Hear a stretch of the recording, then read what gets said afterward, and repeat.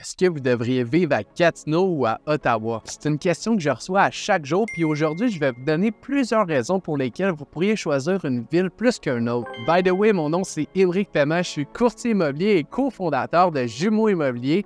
Et si vous aimeriez avoir plus d'informations concernant le marché immobilier à Gatineau ou à quoi ça semble de déménager ici, sentez-vous à l'aise de me contacter. Toutes mes informations sont ici au bas de l'écran et dans la description de la vidéo. Sinon, n'hésitez pas à vous abonner et faire le tour de notre chaîne. On a plusieurs vidéos à chaque mois qui pourraient vous intéresser. Vous allez aussi retrouver un guide de relocalisation à Gatineau dans la description de la vidéo si jamais vous êtes de l'extérieur. De cette façon, vous n'allez pas avoir à prendre l'avion ou faire des heures de voiture pour venir voir à quoi ça ressemble Gatineau. Vous allez vraiment avoir accès à toute l'information dont vous avez besoin, puis ça va vraiment vous donner une bonne idée du secteur. Donc, débutons maintenant la vidéo. Mes clients me demandent constamment qu'est-ce qui est mieux entre vivre du côté de Gatineau ou d'Ottawa.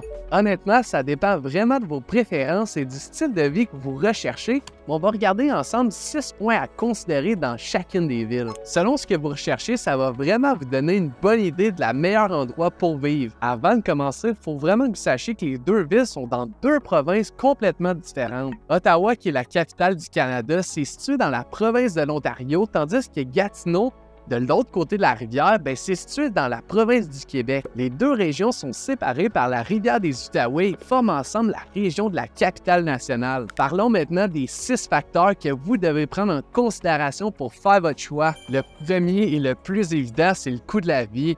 Le coût pour l'habitation à Ottawa est beaucoup plus cher qu'à Gatineau. Donc, si on prend le prix moyen d'une maison à Ottawa, ça va coûter environ 670 000, tandis qu'à Gatineau, pour la même maison, c'est environ 460 000. Donc, évidemment, ça représente une énorme différence si on compare juste l'achat d'une maison. Puis aussi, c'est un peu la même chose avec les loyers pour la location. À Gatineau, un logement de 2 chambres va vous coûter environ 1 650, tandis qu'à Ottawa, pour un 2 chambres, on parle plutôt de 2 400 par mois. De façon générale, les dépenses comme l'essence, l'épicerie sont quand même similaires dans les deux villes. Parfois, peut-être l'essence est un petit peu moins chère de quelques sous à Ottawa, mais c'est jamais une grosse différence. Mais écoutez, ici, il y a quelque chose de super important à ne pas oublier. Je parle bien ici des impôts et des taxes qui sont beaucoup plus élevés au Québec. Pour ce qui est des taxes, on est habitué ici à payer la TPS et la TVQ qui est égale à presque 15 % du montant de la facture. Pour ce qui est de l'Ontario, on parle ici de la TVH qui représente 13 %. Ça peut sembler minime sur des petites dépenses comme l'épicerie, les vêtements, mais je pense qu'au bout d'un an, ça peut représenter une différence qui est quand même considérable. Pour ce qui est du taux d'imposition, on va aussi retrouver une différence qui n'est pas à prendre à la légère. Le Québec a le taux d'imposition le plus élevé de toutes les provinces canadiennes et les territoires, mais il finance un plus grand nombre de services que les autres gouvernements, comme les collèges, les universités, les cliniques médicales ou les garderies. Il faut garder en tête que les taux d'imposition, ça varie. On a un taux d'imposition de 5,05 pour l'Ontario jusqu'à un revenu imposable de 49 231, tandis qu'en s'établissant à 15 % pour le Québec avec un même revenu. Donc, vous voyez un peu maintenant la différence, puis c'est à vous de décider si vous souhaitez payer un taux plus élevé pour bénéficier des avantages disponibles. Parlons maintenant des opportunités d'emploi, car ça sert à rien de parler du taux d'imposition si vous n'avez pas d'emploi. Il y a vraiment un gros pourcentage des emplois à Ottawa qui couvrent le secteur du gouvernement fédéral, les entreprises de technologie, la construction et l'éducation. Mais rien n'empêche que vous pouvez habiter à Gatineau et vous déplacer facilement pour travailler dans l'un de ces domaines. De l'autre côté de la rivière à Gatineau, on retrouve un marché dynamique comme à Ottawa, puis il y a surtout des emplois qui sont liés au gouvernement fédéral et d'autres emplois dans le secteur public et des entreprises locales. Par contre, une chose très importante que vous devriez savoir est que vous devez idéalement parler français pour travailler à Gatineau. Il y a plusieurs lois concernant le service en français et la majorité des gens vont parler français également. Donc, si vous ne parlez pas français, ça risque peut-être d'être une préoccupation pour vous, donc gardez ça en tête. Si vous êtes seulement à l'aise de parler anglais, je vous recommande peut-être de chercher un emploi à Ottawa. Il y a plusieurs ponts qui relient les deux villes, donc vous pouvez facilement traverser Ottawa ou Gatineau pour y travailler. Ça nous amène maintenant à notre prochain point, les transports en commun.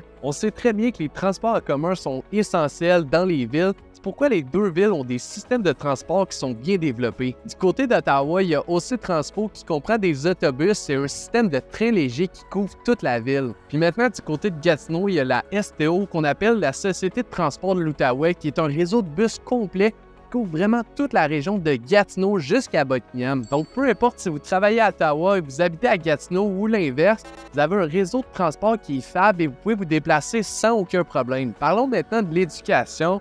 L'éducation, c'est essentiel pour les familles et heureusement, Gatineau et Ottawa offrent d'excellentes options. Ottawa a vraiment des bons districts scolaires, autant dans le secteur public que privé. Puis il y a aussi l'Université Carleton et l'Université d'Ottawa. Gatineau compte également des grandes institutions d'enseignement comme l'Université du Québec en Outaouais. Par contre, c'est ici que la nécessité de parler français peut peut-être vous poser problème. En fait, il y a un quota pour le nombre d'élèves pouvant être inscrits dans les écoles anglophones à un moment précis. Donc, si vous ne parlez pas français, vous pourriez ne pas avoir la possibilité d'inscrire vos enfants dans une école anglophone, donc c'est super important. C'est un autre point à prendre en considération avant de prendre votre décision. Parlons maintenant du style de vie et des activités puisque ça représente toujours une grosse partie dans nos vies. Il faut que vous choisissiez une ville qui vous offre des avantages mais aussi qui soit le fun puis qu'il y ait des choses à faire. Du côté de Gatineau, ça offre un style de vie qui est un petit peu plus détendu avec un accès facile à la nature et aux activités de plein air. Vous allez retrouver le parc de la Gatineau qui est une grande zone protégée qui est très appréciée pour le ski,